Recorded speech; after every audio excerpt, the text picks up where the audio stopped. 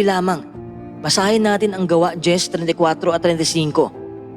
Nagsimulang magsalita si Pedro.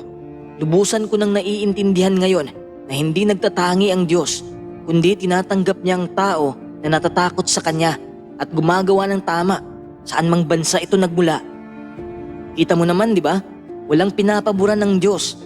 Basta't may takot ka lang sa Kanya, lubos mo siyang ginagalang at natatakot kang hindi mo siya mapalugdan. Kung gumawa ka lang ng katwiran, kung gagawin mo lang ang sinasabi ng Diyos na tama, sa halip na sundin ang iyong sariling kalooban o ang kalooban ng iyong kapwa, siguradong pakikinggan ka niya.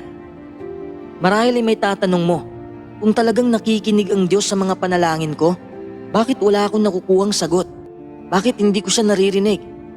Kung iniisip mong literal kang kakausapin ng Diyos, hindi yun mangyayari.